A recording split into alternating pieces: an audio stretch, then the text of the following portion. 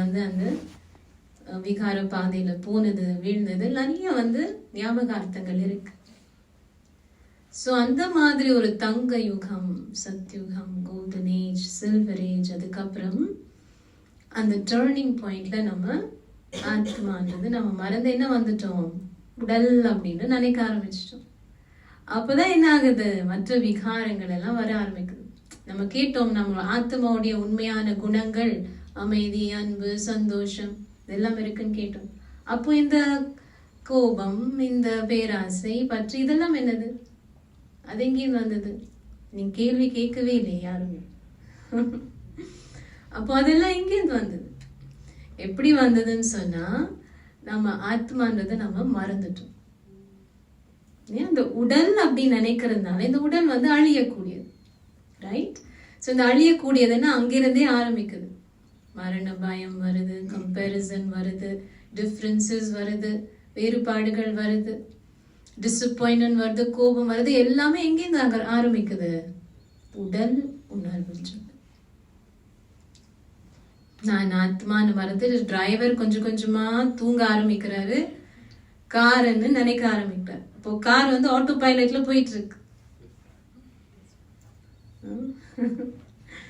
இல்லையா? புரிஞ்சிட்டு இருக்கா? எங்க டர்னிங் பாயிண்ட் சில்வர் ஏஜ், திரேதாயுகத்தோடைய கடைசியில். அதுக்கப்புறம் என்ன ஆகுது? துவாபர யுகம். துவா அப்படின்னு சொன்னாலே டியூவாலிட்டி, சரி தவறு ரெண்டுமே அங்கதான் ஆரம்பிக்குது. அது வரைக்கும் நல்ல மேன்மையான வன்முறையற்ற உலகத்துல வாழ்ந்துட்டு. ஸோ துவானால இங்க என்ன வந்துட்டது? சரி தவறு. இன்னொரு முக்கியமான விஷயம் என்னன்னு சொன்னா, சத்தியுகம் திரேதாயுகத்துல வந்து நம்ம கடவுளை நினைவே செய்யல. ஏன்? So true. பிரச்சனைகள் வரும்பொழுது தான் நம்ம என்ன செய்யறோம்? அப்பாவை நினைவு செய்யறோம். குழந்தைங்க கூட பாத்தீங்கன்னா விளையாடிட்டே இருப்பாங்க, டக்குன்னு விழுந்த உடனே அம்மா. அது வரைக்கும் சத்தமே இல்லை, அம்மா அப்பாவும் ஞாபகம் இல்லை, வீடும் ஞாபகம் இல்லை, இல்லையா? ஸோ மீனிங் அப்பதான் வந்து நம்ம பக்தி ஆரம்பிக்குது. அது வரைக்கும் நம்ம வந்து பக்தி கூட செய்யல, அப்பாவும் நினைவு செய்யல, எதுவுமே அவ்வளவு சந்தோஷமா இருந்தோம். ஸோ என்ன அடிபட்டது அங்க? என்ன அடிபட்டது?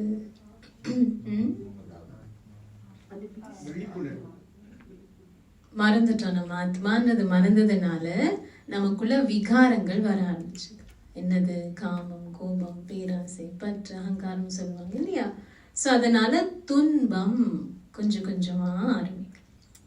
ஸோ அந்த டைம் வந்து நம்ம சிவனுக்காக அந்த சிவலிங்கம் கட்டி வழிபாடு செய்யறோம். மற்ற சமயங்களும் அந்த டைம்ல வர ஆரம்பிக்குது. ஸோ அது வரைக்கும் தேவர்கள் தான் வாழ்ந்தது. அதுக்கப்புறம் ஃபர்ஸ்ட் வந்து ஏப்ரஹாம், அவர் வந்து சில சத்தியமான விஷயங்கள் சொல்றாரு. அதுக்கப்புறம் புத்தா, அதுக்கப்புறம் கிரைஸ்ட், கொஞ்சம் கொஞ்சம் விஷயங்கள் சொல்றது. என் ஜனத்தொகையும் அதிகரிக்குது, மேல இந்த ஆத்மாக்கள் வந்து எங்க பிறப்பெடுக்கு. புரியுதா? ஸோ அது வந்து துவாபர யுகம். அதுவே வந்து என்ன ஆகுது, அந்த இருளே வந்து இன்னும் ஜாஸ்தி ஆகும் பொழுது கலியுகம். டோட்டலா இருள். என்ன இருள்? அக்ஞான இருள். ஞானம் சுத்தமா இல்லைங்க, சுத்தமா மறந்துட்டோம் நம்ம ஆத்மா அப்படின்றது. வார்த்தைகள் மட்டும்தான் இருக்கு, அர்த்தம் சுத்தமா. புரியுதா? சோ கலியுகத்துல தான் என்னது, அவ்வளோ துன்பங்கள், துயரங்கள். அந்த டைம் தான் வந்து இன்னும் நம்ம நல்லா கூக்குறோம், அப்பாவை கூப்பிடுறோம். ஏன் இப்பதான் பாத்தீங்கன்னா எவ்வளோ யாத்திரைகள், எவ்வளோ செய்யறது, தவம், யாத்திரைகள், விரதங்கள். கடவுளை அவ்வளோ நம்ம நினைக்கிறோம், நினைவு செய்யறோம். அந்த நம்ம கூப்பிட்டதுனால தான் இப்போ வந்து அப்பா வந்து நமக்கு இந்த ஞானத்தை கொடுக்கிறது. ஸோ இந்த டைம் தான் வந்து அந்த சின்ன யுகம் இருக்கு பாருங்க, சங்கம யுகம் அப்படின்னு சொல்றது, வைர யுகம். ஸோ இப்போ வந்து நம்ம செஞ்சிருக்கிற பக்தியின் பலன் ஞானம் அது கொடுக்கறதுக்கு அப்பா வந்து நமக்கு இந்த ஞானத்தை கொடுக்குறேன். புரியுதா? ஸோ இந்த சங்கம யுகம் தான் வந்து டிரான்ஸ்ஃபர்மேஷன் யுகம், மாற்றத்துக்கான யுகம். புதுசு வந்து தானா பழசாயிடுச்சு. இப்போ பழசை வந்து புதுசு ஆக்குறதுக்கு இங்க இருக்கிறவங்களே செய்ய முடியுமா?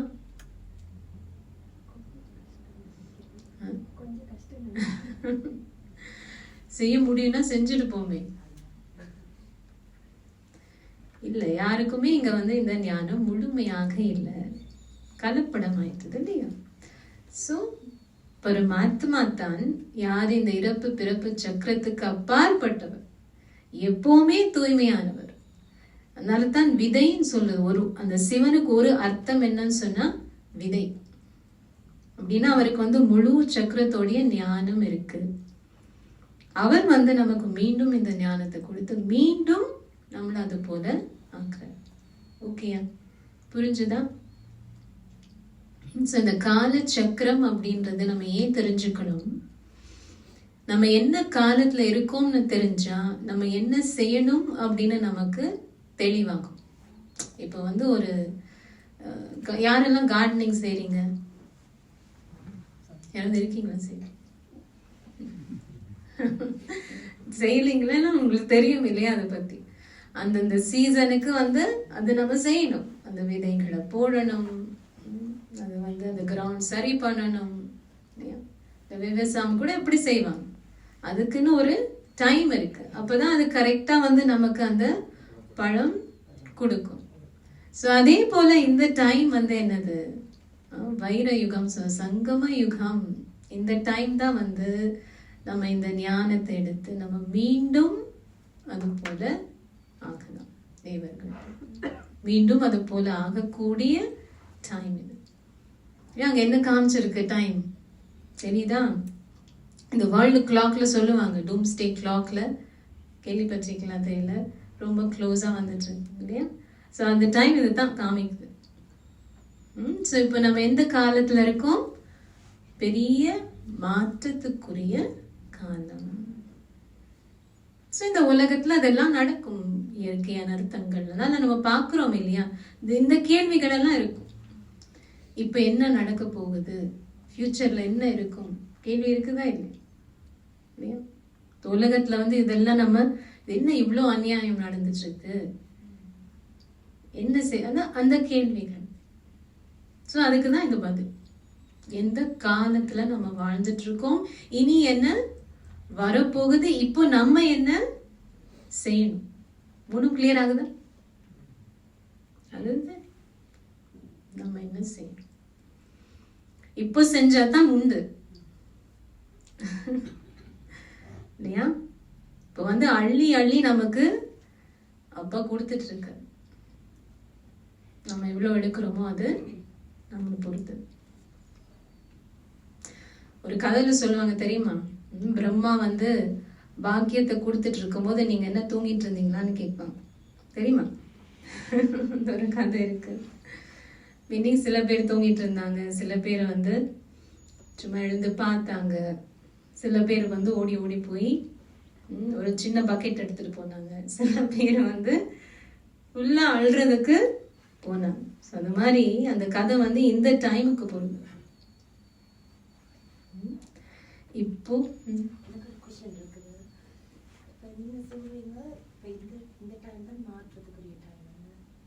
எக்கச்சக்கமான பிரச்சனைகள் நிறைய இருக்குது. இப்போ இன்னொரு 20 years 30 yearsக்கும் அந்த பிரச்சனை இருக்கத்தான் போகுது. நீங்க சொல்றீங்க நாங்க மாற வேணும் அண்டா, இல்லாட்டி அது தண்ட பாட்டில் இன்னொரு 20 yearsக்கு பிறகு தண்ட பாட்டில் மாறிடும்னு சொல்லி சொல்றீங்களா? Very good question. கேட்டுதாங்க சொன்னது. அவங்க கேட்கறத வந்து நம்ம மாறணுமா இல்ல அதுவே எல்லாம் தானா மாறுமா அப்படி. ஸோ நம்ம அதை பார்த்தோம் இல்லையா? கர்ம தத்துவமும் இதுவும் ரொம்ப கனெக்டட். ஸோ நம்ம என்ன செயல்கள் செய்கிறோமோ அது தகுந்த மாதிரி தான் விளைவு இருக்கும் இல்லையா? ஸோ நம்ம என்ன செய்கிறோமோ நம்ம தான் வந்து அந்த மாற்றத்துக்கு காரணமாக. ஸோ அந்த மாற்றத்தை கொண்டு வரதுக்கு தான் இப்போ பரமாத்மா நமக்கு இந்த ஞானத்தை கொடுக்குறார். ஸோ ஒன்று வந்து நாடகத்துல என்ன இருக்கோ அது நடந்துட்டு இருக்கு, பட் நம்ம அதுல என்ன செய்யறோம் அதுவும் ஓகே, அதுவும் ஒரு காரணமாக. அதனால தான் நீங்க நாங்க சொல்றது வந்து சுய மாற்றம் மூலம் உலக மாற்றம். சோ ஒண்ணு நம்மளே செய்வோம், நாடகமும் நம்மள தூண்டும் செய்யறது, அதுவும் இருக்கு, ரெண்டுமே நடக்கும். ஆனா இப்போ வந்து நமக்கு இது ஒரு வாய்ப்பு இருக்கு, நம்ம என்ன செய்யணும் அப்படின்றது நம்ம முன்னாடி இருக்கு, நம்ம அதை செய்யலாம். புரிஞ்சுதா? பேசிக்கலி எவ்வளவுதான் பிரச்சனை வந்தாலும் நாங்க எப்படி டீல் பண்றதுன்றதான் அதான் பாயிண்ட். எஸ், டீல் மட்டும் பண்றது இல்ல, நமக்குள்ள மாற்றத்தை கொண்டு வந்து நம்ம அந்த இன்னும் அந்த மாற்றத்துக்கு, பெரிய மாற்றத்துக்கு நம்ம காரணமாக இருக்கலாம். நாட் ஓன்லி, அதனால தான் சொல்லுது சுய மாற்றம் மூலம் உலக மாற்றம். ஸோ இது வந்து ஒரு டீப்பான ஒரு கொஸ்டின் கேட்கறது எல்லாருமே. இது வந்து நாடகம் வந்து ப்ரீடெஸ்டின்டா இல்லை ஃப்ரீ வில்லா, ரெண்டும் கேட்பாங்க இல்லையா? ஏற்கனவே நிச்சயிக்கப்பட்டதா இல்லை வந்து இது இருக்கா அப்படின்றது. நம்ம டீப்பாக போகலாம் அதில். மீனிங் இது ரெண்டுமே இருக்கு. இப்போ வந்து நீங்கள் ஒரு எக்ஸாம் எழுத போறீங்கன்னா அந்த எக்ஸாம் ரிசல்ட் ஏற்கனவே இருக்குதானே, நிச்சயிக்கப்பட்டது தானே. நான் ஏற்கனவே எக்ஸாம் ரிசல்ட் நிச்சயிக்கப்பட்டது தானே, நான் ஏன் வந்து படிக்கணும் அப்படின்னா என்ன ரிசல்ட் இருக்கும்? அது போலதான் இருக்கு. ஆனா நான் என்ன செய்யறேன்றது அது அடங்கி. ஸோ அதனாலதான் கர்ம தத்துவம் நாடகம் ரெண்டும் நம்ம சேர்ந்து பார்க்கும்பொழுது நமக்கு ஃபுல் பிக்சர் புரியுது. ஏன்னா இந்த நாடகம் எப்படி உருவாகி இருக்கு, நம்ம செயல்கள் செய்யறது தான், சேர்ந்து அந்த நாடகம் உருவாகி. ஸோ இப்போ ஆனா இது வரைக்கும் நமக்கு வந்து இது மூணுமே தெரியல. நான் யாருன்னு நம்ம மறந்துட்டோம், பரமாத்மா யாருன்னு நமக்கு தெரியல, வீடும் மறந்துட்டோம், எந்த காலகட்டத்துல நம்ம வாழ்ந்துட்டு இருக்கோம் அதுவும் நமக்கு தெரியல. ஸோ இது எல்லாமே இப்போ நமக்கு வந்து தெளிவாகிறதுனால இப்போ நம்ம என்ன செய்யணும் அப்படின்னு நமக்கு தெரியும். ஸோ மீண்டும் அது போல ஆகிறது. நம்ம வீட்டுக்கு போகணும்னாலும் ஆத்மா நம்ம தூய்மையாகணும், சத்தியுகத்துக்கு போகணும்னாலும் நமக்குள்ள அந்த தெய்வீக குணங்கள் கொண்டு வரணும். பட் இப்போ கூட இந்த சங்கம யுகத்துல கூட இப்போ கூட வந்து நம்மளுடைய வாழ்க்கையில அமைதி, சந்தோஷம், அன்பு நிறைந்ததாக நம்ம அனுபவம் செய்யணும்னாலும் இது நம்ம செய்யணும். மன்னிக்கணும்னா இந்த கர்ம, நான் செய்யற கர்மா அது நாடகத்தின் ஒரு பகுதியா? நீங்க சொன்னீங்க தானே இந்த டிராமா ஃபிக்ஸ்ட் ஆல்ரெடி. இப்போ நான் செய்ய போற கர்மா அந்த நாடகத்துக்குள்ளே அமையுது தானே? அப்படித்தான் அது அமைகிறது. அது நடந்தே தீர், நான் செய்ய போற கர்மா அது நான் செய்தே தீர்வேன், அப்படித்தானே? அதுவும் அதுதான் சொன்னது, ரெண்டும் இருக்கு. நமக்கு வந்து இப்போ நான் என்ன செய்யறேன் அப்படின்றது நமக்கு சாய்ஸ் இருக்கு. ஏன்னா இப்போ கரண்ட் மோமெண்ட்ல வந்து எனக்கு அந்த சாய்ஸ் இருக்கு இல்லையா? ஆனா என்ன நடந்திருக்குன்னு இருக்கு, பட் அதே நேரத்துல எனக்கு இப்போ அந்த சாய்ஸும் இருக்கு. அந்த அதனால தான் இப்போ வந்து நம்ம இப்போ இந்த மோமெண்ட் எங்களுக்கு தெரிஞ்ச கர்மா வந்து ஆல்ரெடி நாங்க போன பர்த் செய்ததெல்லாம் இப்ப நாங்க அனுபவிக்கிறோம். கரெக்ட். இப்போ ஒண்ணுமே செய்யலைன்னா அது அப்படியே தொடரும். ஆனா இப்போ நமக்கு இந்த ஞானம் கிடைச்சு நம்ம என்ன செய்யணும் அப்படின்னு நம்ம தெரிஞ்சு செய்யறப்போ அப்போ அதுல மாற்றம் இருக்கும் தானே. அந்த கர்மால மாற்றம் இருக்கும்ன்றீங்க? எஸ், பட் அதுதான் நாடகத்துல இருக்கணும் இருக்கு. பட் நம்ம வந்து என்னது சும்மா உட்கார்ந்துட முடியாது. இப்போ ஒரு தண்ணி குடிக்கணும்னாலும் கூட வந்து எழுந்து போய் தண்ணி எடுத்து வாயில ஊத்துனாதான் தண்ணி வரும். நாடகத்துல இருந்தா தண்ணி வரும் அப்படின்னு சொல்லி உட்கார்ந்துருந்தா இருக்காது இல்லையா? சொன்னா ரெண்டுமே இதுல இருக்கு, கர்மம் இருக்கு, செயலும் இருக்கு, அதே நேரத்துல நாடகத்துல நம்ம எப்படி யூஸ் பண்ணணும், இந்த நாடகத்தோடைய லெசன் எப்படி யூஸ் பண்ணணும் அப்படின்னு சொன்னா கடந்த காலத்தை முடிக்கணும். வந்து கடந்தது ஏதோ முடிஞ்சிட்டு வச்சுக்கோங்களேன், ஃபினிஷ், ஆல்ரெடி ஃபினிஷ், ஓகே, அது நாடகத்துல. இப்போ நம்ம வந்து அதை பத்தி யோசிக்கணும், நம்ம என்ன செய்யலாம் இப்போ. இம்பார்ட்டன்ட் ஆக்சுவலி இது ஆக்ஷன் ஓரியன்டட் யுகம் அப்படின்னா சங்கம யுகம் தான்.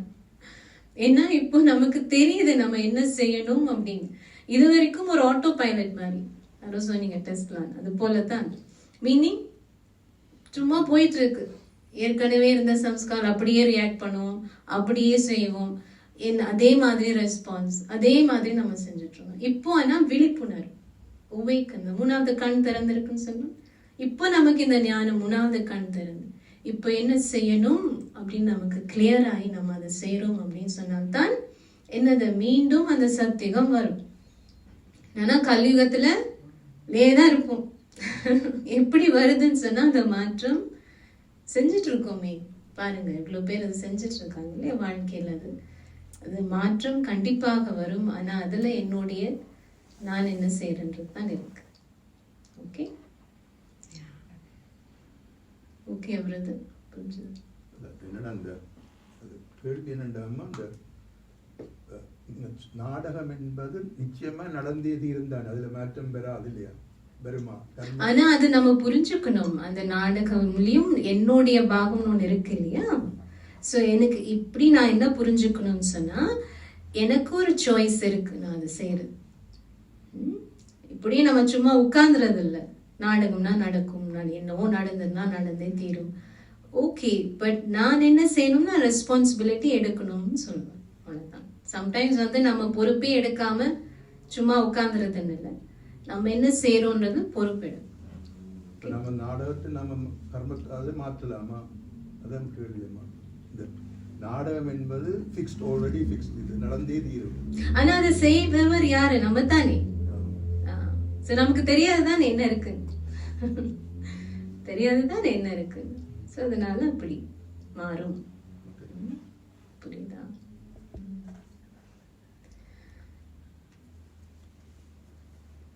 சோ இந்த நாடக சக்கரத்தை புரிஞ்சுக்கிறதுனால இப்போ இம்பார்ட்டன்ஸ் ஆஃப் டைம், இந்த டைமுடைய இம்பார்ட்டன்ஸ் தான் இது வைர யுகம் சொல்றது. சத்யுகம், திரேதா யுகம், துவாபர யுகம், கலியுகம். ஆனா இப்போ வந்து அது வைர யுகம். வைரம் தான் வந்து இருக்கிறதுலயே வெரி வேல்யூபிள் இல்லையா. ஸோ வைர யுகம் அப்படின்னு சொன்னா இதுல நம்ம ஆத்மாக்கள் எல்லாருமே எப்படி ஆகுறது? வைரங்கள் போற ஆகிறோம். ஆனா அது பரமாத்மா கூட நம்ம இணைக்கும் பொழுதுதான் நம்ம அப்படி ஆகணும். புரிஞ்சுதான்? ஸோ இது வரைக்கும் நம்ம எப்படி பக்தியில செஞ்சுட்டு இருக்கும்போது என்ன செஞ்சுட்டு இருந்தோம்? வேண்டிட்டு இருந்தோம் இல்லையா, இது வேணும் இது வேணும் அப்படித்தானே. நம்ம வழிபாடு செய்யும்பொழுது கூட கடவுள்கிட்ட எப்படி ப்ரே பண்ணுவோம், கேட்போம் இது வேணும். ஆனா இங்க எப்படி இந்த சங்கம் யுகத்துல அது இந்த பரமாத்மா கூட வந்து நம்ம அந்த உறவு முறை இருக்கும் பொழுது நமக்கு அந்த உரிமை இருக்கு. ஸோ முக்கியமா இந்த ராஜயோகத்துல இன்னைக்கு நம்ம படிக்கிறோம் அப்படின்னு சொன்னா இதை நம்ம எடுக்க வேண்டியது என்ன? அப்பா கிட்ட இருக்கிறது எல்லாமே எனக்கு சொந்தம்.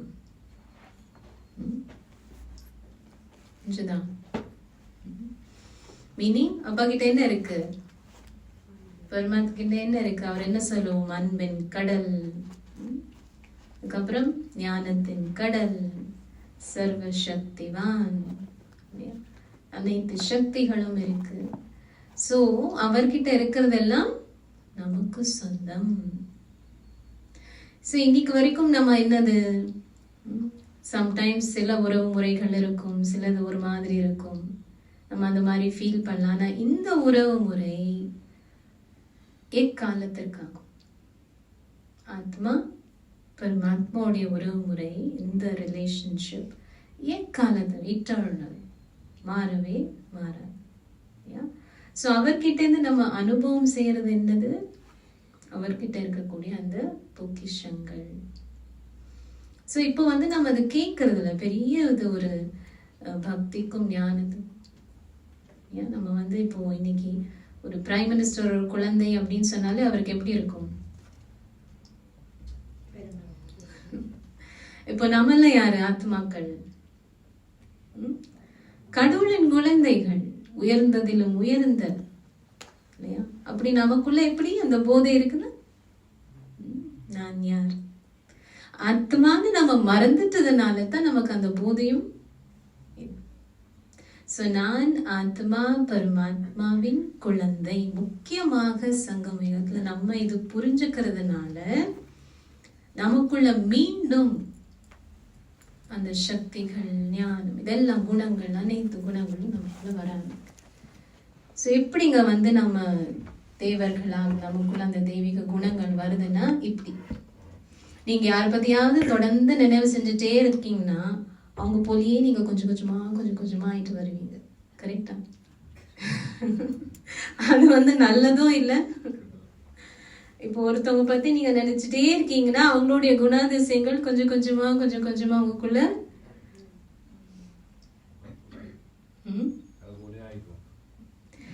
சோ இப்போ அப்பா பத்தியே நம்ம நினைக்கிறோம், அவருடைய குணாதிசயங்களை நினைக்கிறோம். இப்போ இது வரைக்கும் நமக்கு தெரியல கடவுள் யாருன்னே தெரியல. ஏதோ நமக்கு தெரிஞ்ச அளவுக்கு நம்ம பல பேர்கள் பல வடிவங்கள் நினைவு செஞ்சுட்டு இருந்தோம்.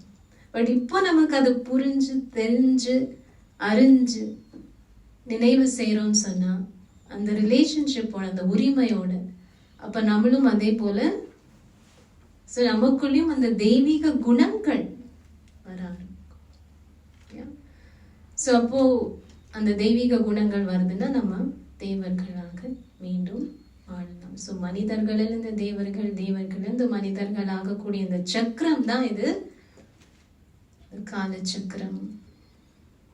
புரிஞ்சுதா? சோ இந்த டைம் ரொம்ப முக்கியமானது. ஸோ இன்னொரு இதே காலச்சக்கரம் வந்து நம்ம இந்த ஒரு ஏணி படத்துல பாக்குறோம்னா நமக்கு இன்னும் நல்லா புரியுது. நம்ம பக்தி செஞ்சுட்டு இருந்தோம், பிறவியா பக்தி செஞ்சுட்டு இருந்தோம். எப்படி இது வந்து ஏறும் கலை இறங்கும் கலைன்னு சொல்லுவாங்க. ஸோ ஆரம்பத்துல இருந்து பாருங்க, நம்ம சொன்னோம் இல்லையா, புதுசு வந்து பழசாகிட்டே வருதுன்னு சொல்லி. ஸோ ஆரம்பத்துல இருந்து பாத்தீங்கன்னா பிறவியா நம்ம வந்து இறங்கிட்டே தான் வந்தோம். ஆத்மோணர்ல இருந்து உடல் உணர்வு கொஞ்சம் கொஞ்சமா. ஆனா சத்தியுகம் திரேதாயுகத்துல பாருங்க இவ்வளவு அழகா வந்து நம்ம ராஜ்யம், லக்ஷ்மி நாராயணோட ராஜ்யம், அந்த ராஜ்யத்துல நம்ம வாழ்ந்துட்டு இருந்தோம். தூய்மை ராஜ்யம், அழகா இருந்த அந்த உலகம் எல்லாமே ஒண்ணு, அங்க ஒரு பாஷை எல்லாமே ஒண்ணு. துவாபர யுகத்துல வரும் பொழுதுதான் வந்து நம்ம வழிபாடுகள் ஒரு டைம் தான் பக்தி செய்ய ஆரம்பிக்கிறோம். ஆனாலும் கீழே தான் இறங்கிட்டு இருக்கோம். என்னதான் பக்தி செஞ்சாலும் என்னது இதுல நல்லா கிளியரா தெரியுது இல்லையா, நமக்கு கீழே தான் இறங்கிட்டு. இப்போ கலியுக கடைசியில இது பாருங்க, இதெல்லாம் பிறவிகள் சொல்லுது. ஆரம்பத்துல நம்ம குறைவான பிறவிகள் எடுத்தோம், அதுக்கப்புறம் பிறவிகளும் அதிகமாகுது. ஏன்? அகால மரணம் கேரண்டி இல்லை. இப்போ நம்மளுடைய செயல்கள் எப்படி இருக்குன்னு சொன்னா, நம்மளுடைய கர்மா எப்படி இருக்குன்னு சொன்னா திரும்பி அகால மரணமும் வரலாம். சொன்னால பிறவிகளும் அதிகமாயிட்டு போகும் கலியுக. இப்போ கலியுக கடைசியில அப்பா வந்து நமக்கு இந்த ஞானத்தை கொடுத்து நமக்கு ஒரு லிஃப்ட் கிடைக்குது. இவ்வளவு படிப்படி நம்ம இறங்க வேண்டியது. இப்போ லிஃப்ட், ஆத்மா நம்ம மீண்டும் தூய்மையாகிறதுக்கு நமக்கு லிஃப்ட். ஸோ இப்போதான் அந்த ஏறும் கலை. ஸோ இப்போ நம்ம கேட்டுட்டு இருக்கோம் இல்லையா, இந்த ஞானம் மூலமாகத்தான் ஆத்மா மீண்டும் நம்ம தூய்மையாகலாம். ஸோ இவ்வளோ நம்ம பக்தி செஞ்சதோடைய பலன் தான் இப்போ நமக்கு இந்த ஞானம் கிடைச்சிட்டு இருக்கு. இவ்வளோ தேடி நம்ம தேடணுமா? இந்த பிறவிலாம் பிறவி தேடிட்டு இருக்கோம். நம்ம சத்தியத்துக்காக தேடுறோம், கடவுளை அனுபவம் செய்யணுன்றதுக்காக தேடுறோம், அமைதிக்காக தேடுறோம். அந்த தேடுதல் தான் இப்போ வந்து நமக்கு அந்த பலன் கிடைச்சிருக்கு. இப்போ இந்த ஞானம் மூலமா அப்பாவுடைய அந்த தொடர்பு மூலமா பாருங்க, வேற எந்த டைம் எவ்வளோ இந்த ஃபுல் காலச்சக்கரம் ஃபுல்லா இப்பதான் வந்து நம்ம கடவுளை அனுபவம் செய்யலாம். அவர்கிட்ட இருந்து அடைய வேண்டியதை நம்ம அடையலாம் முழு சக்கரத்துக்காக. புரிஞ்சுதான்? இது வரைக்கும் என்ன நிறைய படிச்சுட்டோம் நம்ம. ஒரு ஹாஃப் டேலயே நிறைய படிச்சுட்டோம். 7 நாள் பாடம் சொல்லி உங்களுக்கு பாதி என்ன, அதுக்கு ஜாஸ்தியே படிச்சாச்சு ஹாஃப் டேல. பட் இது ஒவ்வொன்றும் ரத்னம்.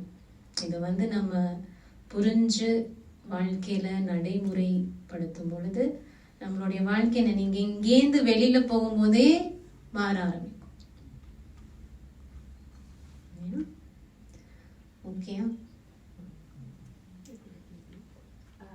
எப்போதுமே நம்ம கடவுள்கிட்ட பிரார்த்தனை பண்ணும்போது இல்லை மெடிடேஷன் பண்ணும்போது நிறைய பேர் வந்து மெடிடேஷனில் நம்மளுக்கு இது கிடைக்கணுமோ இல்லை இதை நினச்சி டூ மெடிடேஷன் சரி நான் இவ்வளோ மெடிடேஷன் பண்ணால் எனக்கு இந்த மாதிரி ஒரு பாதையை காட்டும் அப்படின்ட்டு. அண்ட் எனக்கு எப்போதுமே I have this thought that கடவுள் அவருக்கு எல்லாமே தெரியும். ஸோ நம்ம கேட்கணும்னு அவசியம் இல்லை. வி டிசர்வ் திஸ்னால் நம்மளுக்கு கொடுத்துருவாரு அப்படின்ட்டு. பட் கேளுங்க கொடுக்கப்படணும்னு சொல்கிறாங்க. ஸோ கேட்கணுமா கூடாதா? கேட்கறது தப்பு. கேட்டு கேட்டுதான் இப்போ நமக்கு இது கிடைச்சிட்டு இருக்கு அப்படின்னு சொல்லுங்க. இவ்வளோ காலமா நம்ம கேட்டுட்டு இருந்தோமா, ஒரு இந்த பிறவி இல்லை அவ்வளோ பாருங்க, பாதி கல்பமா பாதி சக்கரமா நம்ம கேட்டுட்டே தான் இருக்கோம்.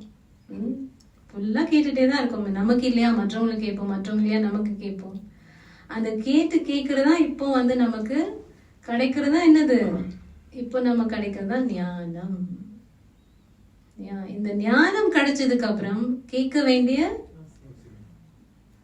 பாதி சக்கரத்துக்கு நம்ம கேட்கறதே இல்லை. ஏன்னா வந்து நமக்கு எல்லாமே இருந்துச்சு. கடவுளை நம்ம நினைவே செய்யல சொன்னோம் தானே, குழந்தை விழுந்தா தான் அப்பா அம்மான்னு. அது போல இது இப்போ நமக்கு இந்த ஞானம் கிடைச்சதுக்கு அப்புறம் அப்போ கேட்டாலும் கிடைக்குமோ இல்லையோ இல்லையா, பிகாஸ் அதெல்லாம் நம்மளுடைய செயல்கள் மேல தங்கியிருந்தது இல்லையா. சிலது வந்து ரொம்ப பாவனையோட பக்தி செஞ்சப்போ நமக்கு ஏதாவது அதோடைய பலன் கொஞ்சம் அந்த ஃபீலிங் வரலாம். பட் ரியலி நம்ம செயல்கள் என்ன செய்யறோமோ அதுக்கு தகுந்த மாதிரி தான் நமக்கு கிடைக்குது. ஆனா என்ன மாதிரி செயல் செய்யணும், எந்த விழிப்புணர்வுல செயல் செய்யணும், இதெல்லாம் நமக்கு தெரியலையே. அதனாலதான் இப்போ நமக்கு அந்த ஞானம் கிடைச்சதுனால நமக்கு தேவையானதெல்லாம் கிடைக்கும். பக்தியில் என்னெல்லாம் நம்ம இது வேணும் அது எல்லாமே இப்போ நம்மளுடைய அனைத்து ஆசைகளையும் பக்தர்களின் ஆசைகளை பூர்த்தி செய்யும் பக்த வத்சலன் யார் அது? சிவன் பரமாத்மா இப்போ நமக்கு வந்திருக்காருங்க. நமக்கு அந்த ஞானத்தை கொடுத்து நமக்கு அனைத்து நம்ம கிட்ட இருக்க அனைத்து ஆசைகளையும் பூர்த்தியாகும் டைம் தான் இந்த சங்கமயுகம். சங்கமயுகம் முடிஞ்சு சத்தியயுகம் தொடங்குற டைம் ஆக்சுவலி என்ன பிசிக்கலியா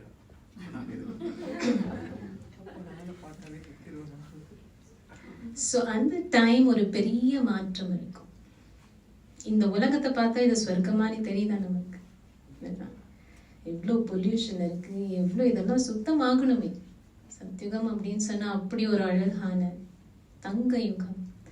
அது சுத்தப்படுத்துறதுக்கு பெரிய மாற்றம். அதனால இயற்கை அனர்த்தங்கள் இருக்கும், போர்கள் இருக்கும், அதெல்லாம் நடந்து அனைத்து ஆத்மாக்களும் நம்ம வீட்டுக்கு போவோம். சொன்னா நடிகர்கள்னு சொன்ன நம்ம நாடக இந்த பெரிய நாடக சக்கரத்துல நம்ம எல்லாருமே ஆத்மாக்கள் நடிகர்கள். ஸோ அடுத்த ஷோ ஆரம்பிக்கிறதுக்கு முன்னாடி எல்லாம் வீட்டுக்கு போயிட்டு வருவாங்க இல்லையா நடிகர்கள் எல்லாம். அது போல நம்ம எல்லாம் வீட்டுக்கு இல்லை பேக் ஸ்டேஜாவது போவாங்க. ஸோ அது போல நம்ம எல்லா ஆத்மாக்களும் வீட்டுக்கு போயிட்டு மீண்டும் நடிக்க வரும். ஸோ அது புதுசா ஆரம்பிக்கும். ஸோ இதோடைய எக்ஸ்டென்ஷன் இல்லை, பட் நியூலி ஆரம்பிக்கும். வீட்டுக்கு போயிட்டு நம்ம வரும். அழிவுன்னு நம்ம சொல்ல மாற்றம் சொல்லுவோம். பிகாஸ் அழிவுன்னு சொன்னா முடிஞ்சிட்டதே போயிட்டு வரும். தான் சக்கரம் சொல்றது, அதாவது மாற்றத்திற்குரிய சக்கரம். ஆனா அழிவு போலத்தான் இருக்கும். பிகாஸ் இது பெரிய மாற்றம். கலியுகம் முழுமையாக சத்தியுகமாக மாறும். பார்வைதான் மாறும்னு சொல்லி சொல்றீங்களா, இல்லாட்டி கம்ப்ளீட்டாவே ஃபுல்லாவே எல்லாம் மாறும்னு சொல்லி சொல்றீங்களா? எல்லாமே மாறும். ஏன் இப்போ பாருங்க, நமக்கே தெரியும் ஹிஸ்ட்ரியிலேயே வந்து பாருங்க எவ்வளோ மாறி இருக்கு உலகம். இந்த கொஞ்ச காலத்திலேயே வந்து நம்ம ஹிஸ்ட்ரியிலே பார்த்தோம். ஸோ அது வேர்ஸ் போய் அது மீண்டும் நல்லதாகும். அதுதான் அந்த இனி என்ன வரப்போகுதுன்றதுக்கு அந்த. ஸோ இப்போ நீங்கள் கேட்டது வந்து கொஞ்சம் நம்ம ரொம்ப விரிவாக்கமாக சொல்லலை உங்களுக்கு. ஒரு மாதிரி ஓரளவுக்கு சொல்லியிருக்கேன். அதுவே வந்து பெரிய பாடம் தான் உங்களுக்கு. பட் நீங்கள் கேட்கலாம். பட் இதுலேயே நீங்கள் புரிஞ்சு இதுலேயே நீங்கள் வந்து ஆல்ரெடி இதை வந்து நீங்கள் பயிற்சி செய்ய ஆரம்பிக்கிறீங்கனாலே உங்களுக்கு நிறைய மாற்றம் தெரியும்.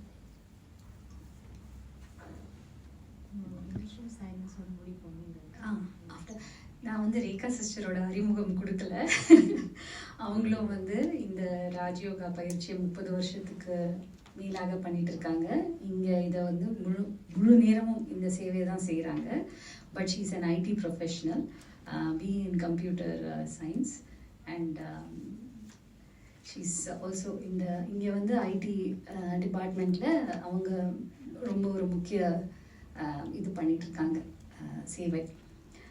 அது தவிர்த்து எல்லாருக்கும் நிறைய கேள்விகள் இருக்கும். ஸோ 3லேருந்து 3:30 இது கேட்டதில் கேள்விகள் தான் நிறையா வரும்னு நினைக்கிறேன்.